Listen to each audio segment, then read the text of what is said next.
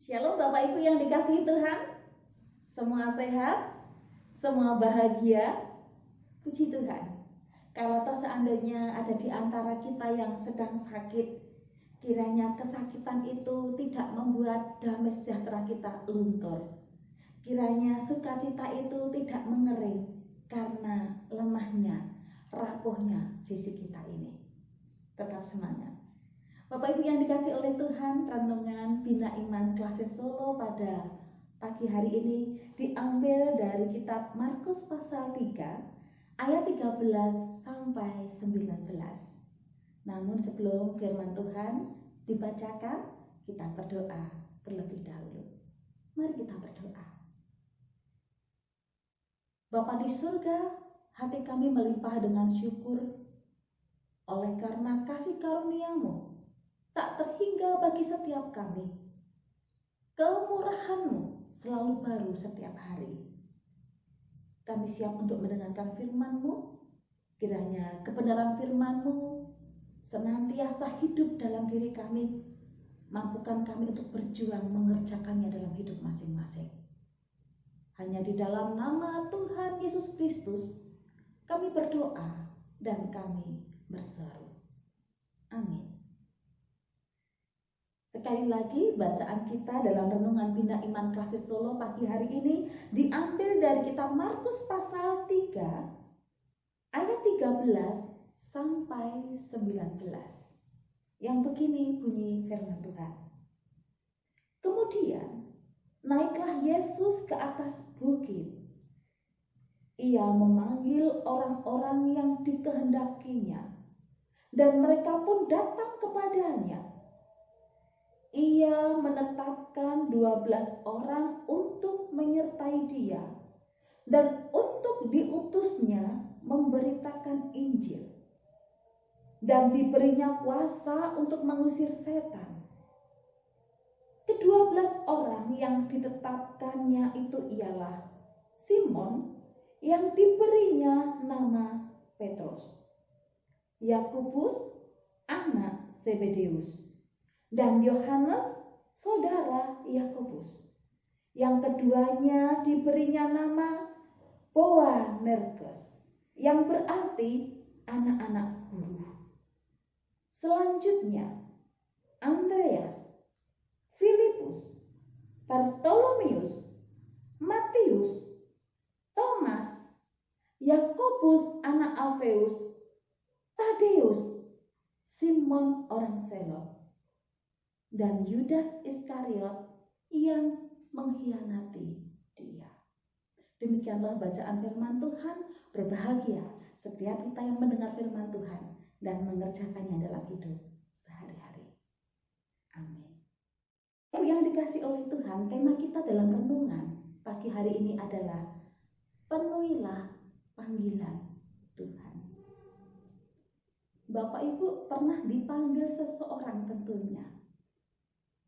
Ketika seseorang memanggil nama kita, ada kalanya panggilan itu tidak harus dengan bersuara, tapi cukup dengan gerakan badan.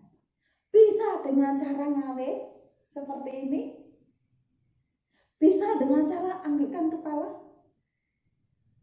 atau masih ada banyak cara yang lain. Ketika kita mengerti kode gerakan tangan bahwa kita dipanggil oleh seseorang, kita akan datang. Namun ada kalanya juga seseorang ketika dipanggil, sekalipun dengan suara keras, memanggil nama siapa saja, tapi kalau yang dipanggil ternyata tidak mau mendengar, pura-pura tidak mendengar, sekeras apapun seseorang memanggil namanya, dia tidak akan pernah datang karena hatinya menolak untuk dipanggil. Bapak Ibu yang dikasih oleh Tuhan, Tuhan Yesus memanggil para murid. Untuk apa? Tentu ketika Tuhan memanggil para murid punya tujuan. Ada kepercayaan tugas yang akan diberikan kepada para murid. Dan panggilan Tuhan itu mulia adanya. Lalu bagaimana respon para murid? Ternyata ketika Yesus memanggil mereka yang dikehendakinya, semua murid itu merespon dengan datang. Mau datang, tidak pura-pura tuli, tidak pura-pura ngantuk, tidak pura-pura tidak mendengar. Tapi semua yang dipanggil merespon begitu baiknya. Ibu Bapak, para murid diberi tugas apa? Para murid diberi tugas untuk bersama-sama memberitakan Injil. Dan mereka tidak sendirian Bapak Ibu, tetapi mereka bersama-sama dengan Yesus. Mereka diajak kerjasama dengan Yesus untuk memberitakan kabar baik, kabar damai sejahtera. Bapak Ibu dan saya pun juga sama. Kita yang mendengarkan firman Tuhan, kita yang di dalam Tuhan, kita semua dipanggil untuk apa? Memberitakan kabar damai sejahtera. Tapi persoalannya, kadang-kadang kita tidak merespon panggilan Tuhan itu. Kadang-kadang kita menutup telinga kita. Kita menolak panggilan itu. Kita menolak tugas itu. Dan kita berpikir itu adalah tugas orang lain untuk memberitakan kabar damai sejahtera. Bahkan kadang-kadang dijumpai kita tidak memberitakan kabar yang mendatangkan damai, tapi sebaliknya. Seringkali dijumpai hidup kita justru memberitakan kabar buruk, kabar yang membuat orang lain terluka hatinya, kabar yang membuat orang lain pecah hatinya, kabar yang membuat orang lain putus asa, kabar yang membuat orang lain tidak semakin mendekat kepada Tuhan, tapi justru apa yang kita sampaikan membuat orang semakin menjauh dari Tuhan. Ibu Bapak, mari kita penuhi panggilan anugerah Tuhan ini. Karena tidak semua orang dipanggil oleh Tuhan. Tapi kita diberi kesempatan memenuhi panggilan Tuhan untuk mengerjakan tugas mulia. Kabarkanlah berita Injil. Siapapun kita, apapun pekerjaan kita, tugas kita sama. Beritakan kabar damai sejahtera. Lalu berikutnya, yang kedua, Bapak, Ibu, dan saya dipanggil untuk mengusir setan. Ibu Bapak, setan itu tidak akan pernah berhenti bekerja. Di mana karya Tuhan dikerjakan, di situ iblis mengimbanginya dengan karya iblis. Jangan lupa, bacaan hari ini memberitahukan kepada Bapak, Ibu, dan saya bahwa kita yang dipanggilnya itu diberi kuasa. Itu artinya kuasa yang Tuhan taruh dalam diri kita itu lebih besar dibanding dengan kuasa setan yang lainnya. Jadi kalau iblis bekerja, mari kita pun terus berjuang bekerja dengan kuasa Tuhan. Kita lawan kuasa iblis. Jangan malah bersekutu, jangan malah menyatu. Ibu Bapak, iblis memang tidak kelihatan, tetapi karyanya sangat terasa. Yang jelas karya iblis itu bisa merusak. Mari, kuasa yang Tuhan taruh dalam diri kita pakai untuk mengusir iblis, mengusir kuasanya. Baik itu berkaitan dengan roh-roh iblis yang mengganggu kita, atau berkaitan dengan cara kerja iblis. Mari kita lawan dengan kuasa dari Tuhan. Para murid ketika memberitakan kabar baik ini, tentu iblis tidak tinggal diam. Ia bisa memakai orang-orang tertentu untuk mengacaukan pekerjaan Tuhan. Ia bisa memakai orang-orang tertentu untuk memecah belah pelayanan mereka, merusak karya Tuhan. Tetapi para murid ini senantiasa berjuang dengan kuasa yang maha tinggi. Mereka bertahan, mereka maju. Bapak Ibu, di dalam diri kita ini ada kuasa roh yang sama. Tidak lain adalah kuasa Roh Kudus. Berdiam dalam diri Bapak Ibu dan saya. Roh itu akan menguatkan dikala kita lemah. Roh itu akan mengingatkan saat kita lupa. Roh itu akan menghibur di saat kita berduka. Roh itu akan menghibur di saat hati kita sedih. Hidupkanlah roh itu dalam diri Bapak Ibu dan saya. Lalu yang ketiga, Bapak Ibu dan saya, nama-nama kita itu dikenal oleh Tuhan. Lihat dalam bacaan hari ini, firman Tuhan berkata, satu persatu disebut namanya. Ada Yakobus, anak Zebedius, ada Yohanes, ada Boanerges, ada Andreas, Filipus, Bartolomeus, Matius, semua 12 murid itu disebut satu persatu. Bapak, Ibu dan saya, nama kita pun dipanggil Tuhan satu persatu. Walaupun nama kita ada yang sama, tapi Tuhan tidak pernah salah sebut. Tuhan tidak pernah salah panggil. Kalau Tuhan menyebut nama kita satu persatu, berarti Allah itu menghargai Bapak, Ibu dan saya. Apakah Bapak, Ibu dan saya pernah merasa tidak dihargai ketika nama kita tidak dipanggil? Tak apa-apa, itu enteng Bapak Ibu.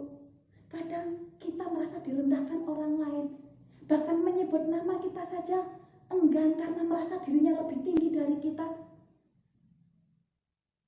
Ya, saat Bapak Ibu dan saya direndahkan, ingatlah Tuhan siap meninggikan Bapak Ibu dan saya.